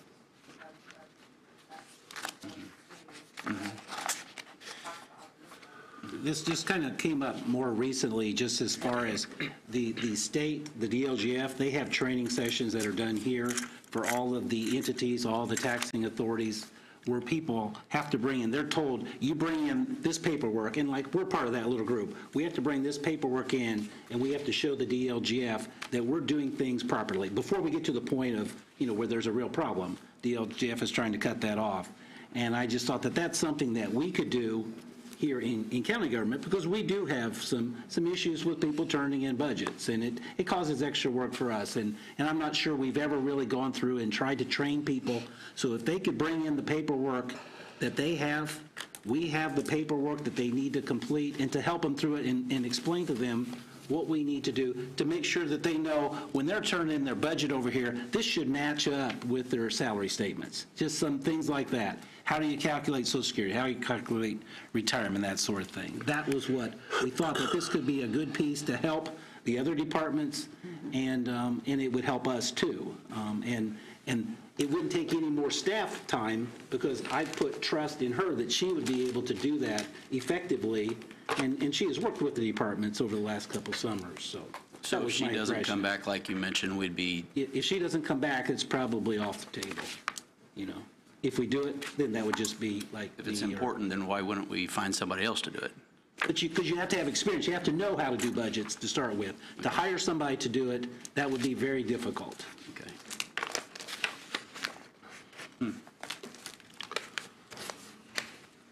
Thank you.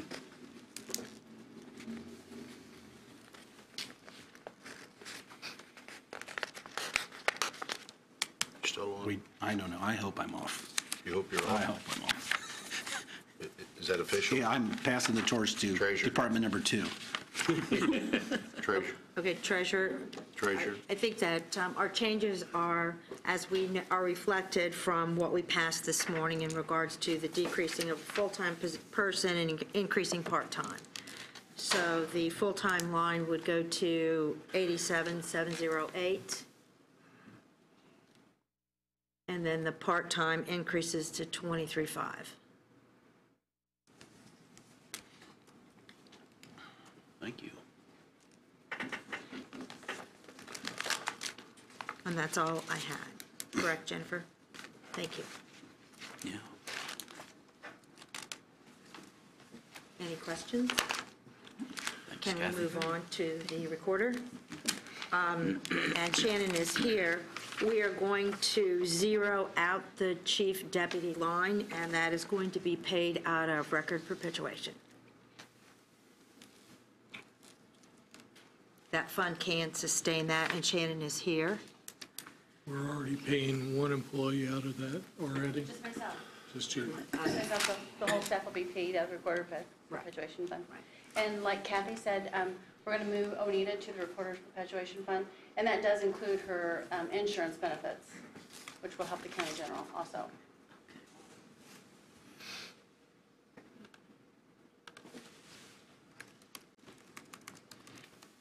You said records perpetuation. And that's on page 50. 15 or 50? 50. 50, okay.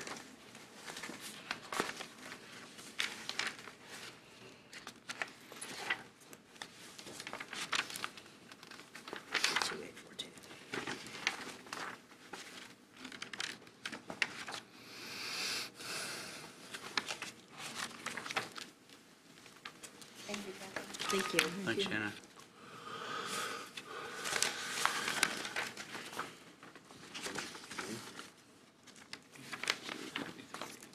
County Surveyor, and Zach is here. We had a robust discussion with Zach, and we are going to make some changes. Our part-time is going to go to 0. I thought part-time was 500. Or did I mess I've it up? got 0. I have 0. Yeah, 0. Overtime down to 1,000. Line 2290, operating supplies, others will go down to 2,000.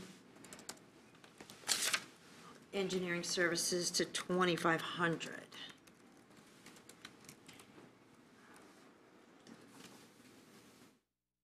You may ask about the gas, oil, and lube, the $2,000. The reason why we haven't spent much so far is because we get everything at the last 6 months of the year. So that is staying at the 2,000 mark. Because I had a question about that. And because they now have spent the whole 2,000. Right. Okay. And Zach, I think, did I represent that Yes, per our discussion? that's exactly the notes I had, yes.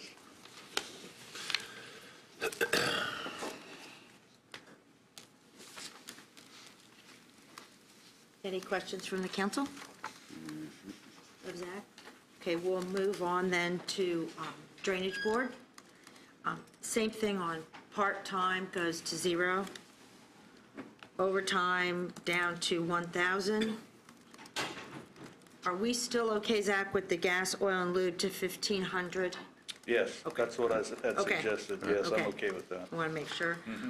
Other professional services, that will go from 9 to 2,500. 25? I had 5,000, Kathy. 2,500? Yeah, Right, it goes I- to 2,500. Okay.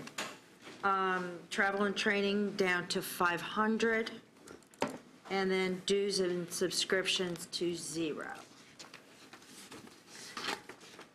Again, Zach, is that representative of your understanding?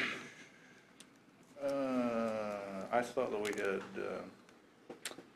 lowered the dues and subscriptions to 500. but That's what I had marked, right? Yeah. Oh, Well, no, I didn't. But either way, it Okay. doesn't matter, I'm not All gonna make right. a big deal out of that. okay, we'll leave it then at 0. Good.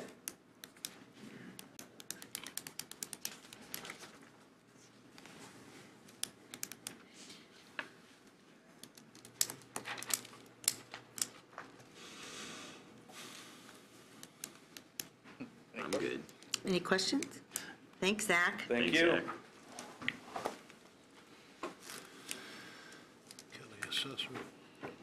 Eric. Oh, he's here. Eric is here. Eric is here. Yep. I have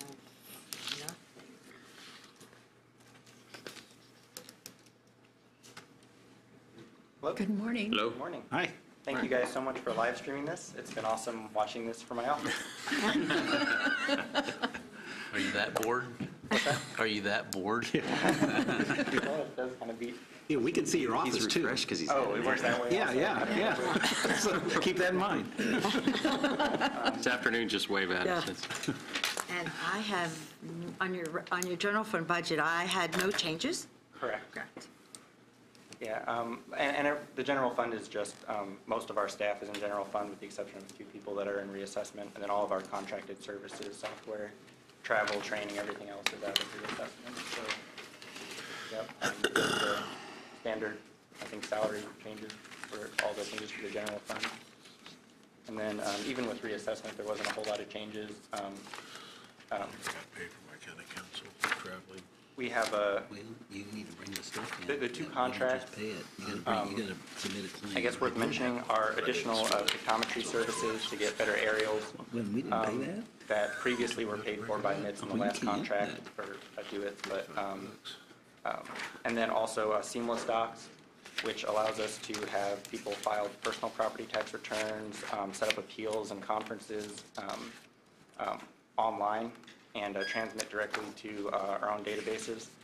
And it's really cool because it is for an unlimited amount of users and departments, so any department can use it under our contract. Other departments do use it, but any forms that can be digitized, it's pretty cool. But other than that, with those 2 contracts, we didn't have to increase or ask for any additional, I think, funding in reassessments. But those 2 contracts are the reason why we didn't step down contractual services despite eliminating contracts in 16. But really, I think pretty stagnant budgets overall.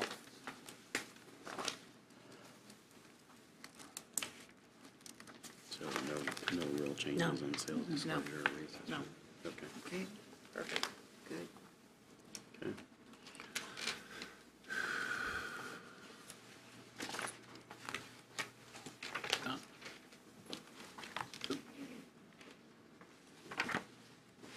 Any questions? We're happy. Thank you. Good? Very good. Happy right Thanks, now. Eric. Thanks, guys. Dave, you got any comments on county council and donations or the pauper attorney funds or your wages? I don't have any changes. So on the commissioners, Okay. we go ahead and just move these to cap. Yeah, yeah. County surveyor? Oh, we did that. We did that. Or did, oh, that's right, yeah, back up, yeah, back up, sorry. Should be page 12. County commissioners? Yeah, I can't say. Yeah, I think you moved this back. Yeah. The only changes we had on commissioners' budget was to move the lines 3420 and 3430 to cum cap. Okay. Oops. 3430. 3430, and what was the other one? 20, 20. 2420. 90,200 and then 191,000. And we're moving them to where? Cum cap. Okay. That's where they were last year. So this year. All right. Okay, They were more expensive. good. No other cuts? And are we thinking that can be a long-term move, or is it a year-by-year deal? From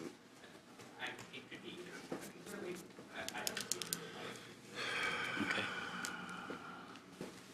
Thank you. we didn't have any change in maintenance, did we? Are we done with commissioners? But I know it, but I Yeah, don't do. I'm not sure.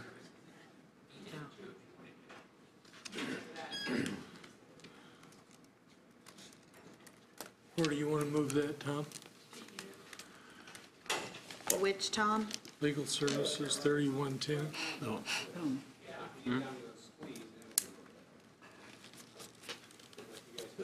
Oh, you're talking about I legal? can't hear what. So the 200, the full 200? If you're going to speak, could you come to the microphone? We can't hear up here, and I know we can't pick it up on tape. It's guaranteed I can't hear.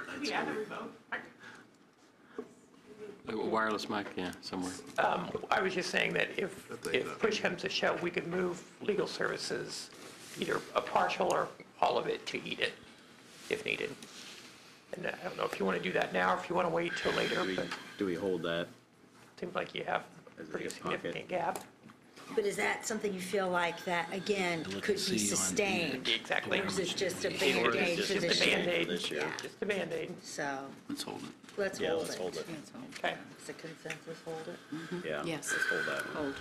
That's a if we have to, come back to it. Yeah, because that other 200 that we already Right. had. We can, as far as like the eat it, we advertised in the official ad 9 million, so we can add a little bit, that would still fit in there, but we can add a little bit less than $500,000.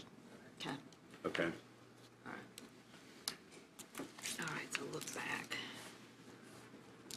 Yeah, I think that was it, Kevin. Okay. All right, human services, human resources. HR, no changes, that's all personnel, No changes? no changes. And that's just static. Why did I have this one marked? Maintenance, we didn't have any changes there, did we?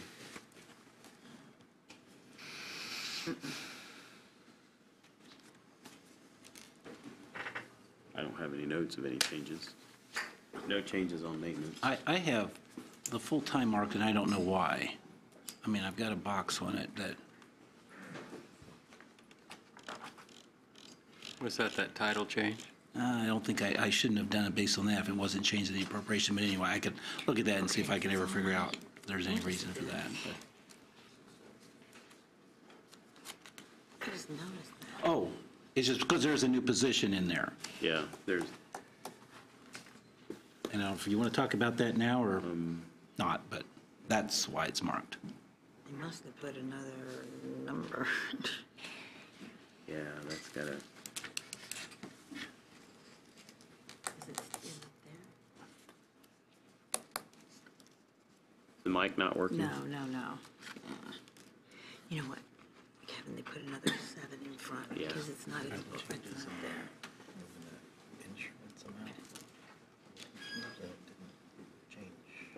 So Bob, did he say there's a new position in there? I thought it was just, what's the new position? Yes, Well, the commissioners approved a new position, maintenance position. maintenance position. That's the only position that's in here approved. Yes, there is a new position in there for, I believe the title is maintenance. I don't know what that's. Position for the 111 building. Yeah, it's for the new building. Basically, if you recall, when Where's that? 111 Where's came that listed? online, we really bare-boned it with expenses, and they're really struggling to keep that. And that position has been, you have approved that as a board. Now that would go, based on funding, it would be approved. Is that a full-time position, right? Like the others. Yeah, it's for 111. Yeah, full-time for Yeah. 111? Where's that listed at? Up there in maintenance, in the full-time employee line. Oh, Well, No, it's in maintenance. yeah. There. Yep. Yeah. It's down here. And that was the, That's not, what's that doing? No, hopefully I don't have any major problem here that. so what are you trying to figure? It's gotta be in this section here that, Maintenance, I didn't. oh, I see, because that's What's that's Did you do not, maintenance? that's equals that. other side. Yeah, because it's under commissioners. Yeah. Yeah. So what's the question? I wasn't there. I mean, we just didn't, you and I didn't connect on that. There we go. Oh, that's because Kathy and I just covered it when we were, Okay. oh, why? Yeah. Because we just covered it when we were doing the commissioner. Oh, that's cool. That equaling. I didn't think about the column fact G. that maintenance is under Yeah. with me and you, John. Oh, good job. I was just afraid there's something else more major than that. That one is a kind of an oddball, why they have those different than the commissioners, because it's really under the commissioner budget. So, Yeah. Bob, can you tell me when we look at this position, is it an LTC 3 or LTC 1 position or 2? Which one of them on that This list? Is that new- what you're wanting to know? Right, this new position. I need to go to sleep. I don't see it in their salary statement. I don't see it on their salary statement here at all. I don't So know it's if they not the did. vacant It was position. vacant? Vacant's the one that's the one we my just did consul for my position, that's not this one. But the increase in salary is more than what would indicate a new position there. Yeah, so what is that? Because that's up like 43,000. Yeah, 2%. Not 2% on 674 is not going to raise it to 7 or 617. If you take the 574 times 2%, that's basically 14,000 on that, and the new position's around 31,000. But there was no new position put in the salary statement that was submitted.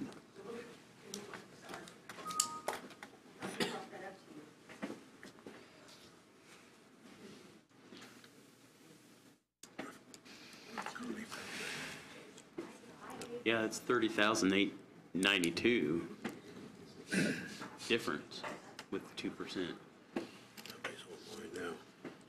And my guess would be that it was put in the budget, but we did not have it submitted in a salary statement. The one I sent you before has the new position in it, and you and Tony did it. Did you not include that? We didn't do anything for, this is what you submitted for 19. We didn't do anything, That's Tony's 6 don't care who signed it. I mean, this is what was submitted to us for 19. Is that? But that, and what Tony was talking about didn't have anything to do, this is the one that we just got from Tony, 829, but So the it does question not is- talk about a new position. Now, the one I submitted had it because it was in red. So the question is the new position you're proposing for 111 an LTC 1, 2, or 3? It's 3. It's just like my position, the maintenance technician. So Mike would be replaced, and the additional person would begin working at 111.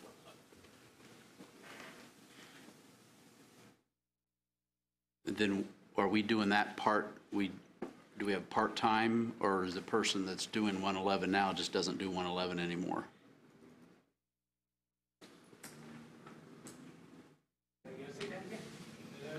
We're covering maintenance at 111 with someone. So what? Tom, could you use the microphone? Increasing that 2 to 3. To what? Two LTCs, 3. 3 Department-wide. for that facility. So basically, he needs two at any regular time, but to cover both courthouse and 111, he wants that third one there. He's actually going to move one of his current to kind of flow between the two, but the new position would be at 111. Okay. So if the council doesn't fund this position, because right now it seems like sometimes we approve positions that haven't been approved by the commissioners, but then other times we don't even entertain the funding of a position until the commissioners have approved the positions. So if this position doesn't get funded, then what happens?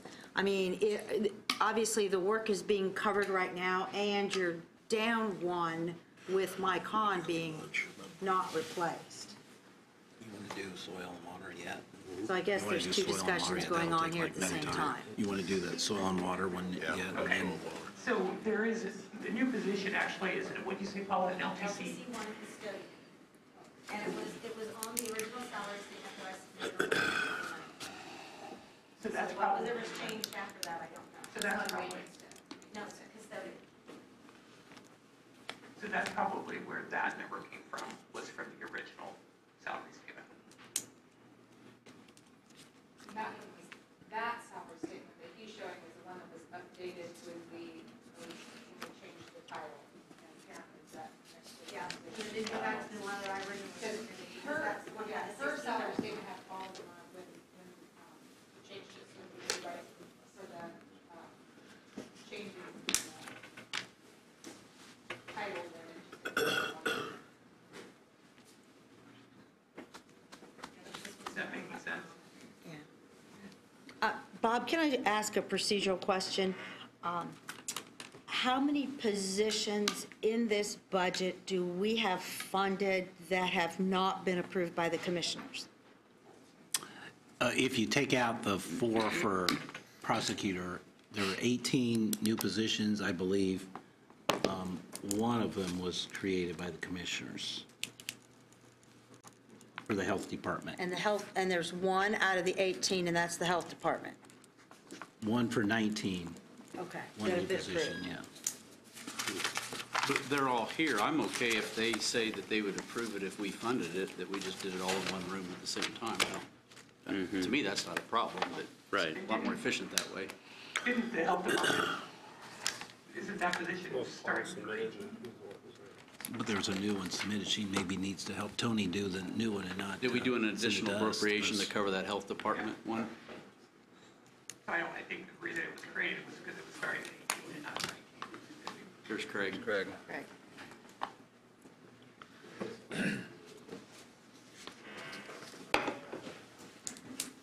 That actually is, we have a part-time to turn into full-time in 19, and so that's how we got that approval. Just to clarify. And that's been approved. Yes. Okay. Well, I guess my question is, and my point is this, is that we have these positions and we have this much to cut. And so where's the priority? How do, the prioritization of who do we fund and who do we not fund? And it seems like it's been in the past that the procedure has been that positions have been approved by the commissioners and then we fund them versus us funding them and then they approving the positions. So that's just, I guess it's just, sometimes it's one way and sometimes it's another way. And I guess my question is, you just the priority. I mean, we've got 18 positions here, plus then 4 others, so. But didn't last year they create positions after we said in this room that we were going to fund them? No. I think we've done that in the past. I think it's been The only ones we did last year, I believe, were the public defender public ones. defenders, yes. And then the year before, I think the sheriff's department had asked for 4 or 5 or whatever, and he got 2, and then we tried to do another 1 or 2, and we didn't approve that. So that, I guess it's just a philosophy on how we budget, and do we create the positions first?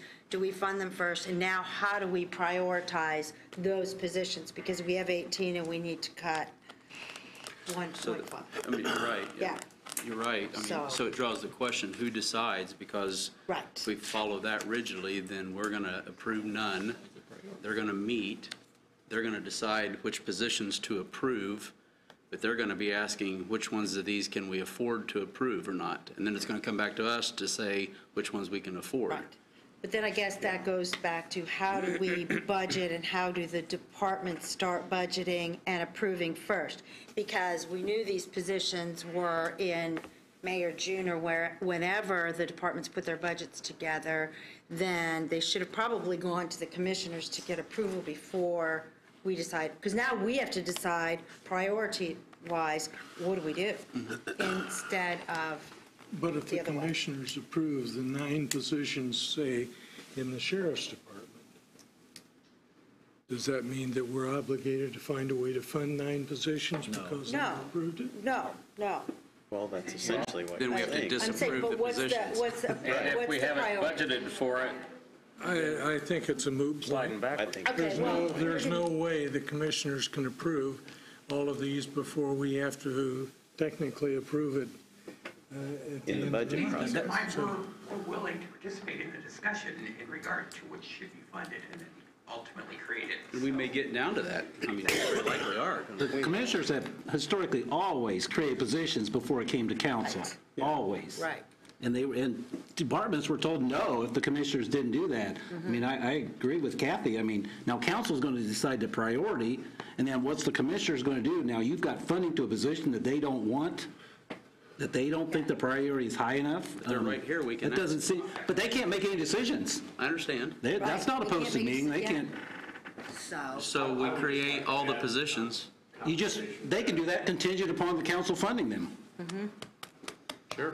I think that he should put it one way or the other. I don't like. Use your mic. I don't like Use the mic, bouncing Tracy. back and forth. I don't know when we started doing that. I think out of fairness to a department head, they should know when the drop dead date is to make a personnel request. It should never be in the 6 to 10 weeks prior to budget. That should come earlier in the year.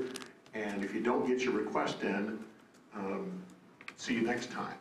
And then make a recommendation. And we can work it the other way, but it has to be one way or the other because it's hard as a department head to keep score on what the process is going to look like. And I know the way it was when I was sheriff was when you were turning in your capital requests, you also turned in requests for positions. Those went to the commissioners, were created, and then you made your case at budget. We can certainly change that, but however we decide to do it, let's just be consistent year in and year out so everybody knows the score. Well, if we're doing it Yes. sort of the way it's set up right this minute, we could end up hundreds of thousands of dollars off budget. Because if we get to our goal here and you approve 10, 15 positions, that's a lot of money that we didn't budget for. So it's not, I agree, Kathy, it's not a good plan. No, because now, you're exactly right. And so this should have all happened 3-4 months ago if we were going to look at this. And then but we did reach out to council leadership to ask which way they wanted to do it, and they said that they prefer to do it this way. Well, I wasn't part of that discussion, so. Yeah. I don't know who was talked to. So, like I said, what I would do, I mean, just my advice on this is as we come to new positions in the budget, we need to have discussions about those particular positions within the budget, but then we need to have one joint conversation about which are priorities. Oh, I agree. I think we have to do that now. Going forward, we need to discuss whether we go back to the old system. But right now, I don't think we have a choice but to discuss it as we go. So what we're saying is our policy would be they approve and then we do or do not fund. If we do not fund, then they disapprove the position? They would just make it contingent upon funding the next year. Right. So it just dies. Now, I think we have to have that discussion. Every position, because once they're created, whether they're funded or not is kind of a separate thing. Right. They're on the list as a created position. Right. So that's why it's so important, like when we have somebody create a new position for maybe a job description reason or something like that we eliminate the prior. So, if a position's created and not funded, we'd want to make sure we eliminated it. Well, over the years as a department head, I can recall having approved positions that had zero funding. And that may have gone on for a year or two before we had funding for an approved position. And that is a far better way of doing it than the opposite. Right. From that perspective. There's not a wrong way here. My view is that in a case where we're adding 1 or 2 or 3 positions a year, that's one thing, but when we're making such dramatic changes like we did last year with 15 and this year with potentially 24, we have to have this discussion with the commissioners. Right. We're going to have this discussion with the commissioners no matter what when we're talking about such sizable changes. So if that's the case, it seems like they would want to have the conversation with us if they have all those positions come before them earlier. It was a lot cleaner when we could come to budget hearings as a department head and know all of that had already taken place. And know that the discussion with the council, you mean, about funding? In both. No, in both. I mean, then we came to the council for budget and then live within the greater scheme of the budget, where you may not get everything you ask for, but all this discussion had happened with the commissioners and the council ahead of time in terms of new positions. There were less surprises at budget time, I think. It's probably 6 of one, a half a dozen of the other, because it seems like there's no surprises here. We won't have positions unless we fund them. Right, but I mean, if we knew all the discussion had taken place, or much of it, it wasn't coming in saying, well, I'd like this, and the council saying, yeah, you and 25 other people. So, I don't know. So we would have had, if we did it that way, we would have had the discussion before, and then we say, we don't know yet until we get to budget hearings, we have the discussion again. So we have the same discussion twice. Makes no sense to me. Well, but the positions were approved from the commissioner's side ahead of time. Okay. So we knew coming in that at least that step was done. The funding for next year's budget was what was in question at this time. We haven't come to a consensus yet. I'm trying to say kind of the same thing that Kathy was saying. No, I mean, I get that process. It's just trying to find some efficiency in the process. That's what we need. And I guess we have to determine what is the process and the philosophy. Which is what your question was. Right, is the question. It's similar to, okay, I want to reclassify these 8 people, so I'm going to, before I even go through the reclassification process, I'm assuming and I put all that money in the budget. And it's just, we've got to determine, that's not the process. What is the process so we're all on the same page? I think reclassifications are certainly even more complicating to this. Right, because all of it adds operating expenses in other places. Exactly, yeah. But because that involves the Personnel Committee, which the addition of a position that's already established does not. Right. You're right. So those are two, I think the reclassification by far and away needs to be approved before proposing the budget. Before it's put in the budget. Do we want to continue this What time is it? this discussion after lunch? I believe so. Would we like to continue this discussion after lunch? Sure. Resume back here at 1 o'clock? Are we back at 1:30? 1 or 1:30? What time? 1:30. 1:15. 1 o'clock. What time you got? I got 1 o'clock. I have to go get dogs. Well, Yeah. Kathy wants a souffle or something. I'm sorry, what? No, never mind. Okay, We'll be back at 1. 1 o'clock. Okay. 1 o'clock? All right. We only get an hour for lunch. Here, 1:15. Anybody want to go to La Scala? I'll go with you. I'm going to go to the office. Thank you. Go get dogs. Did you see that?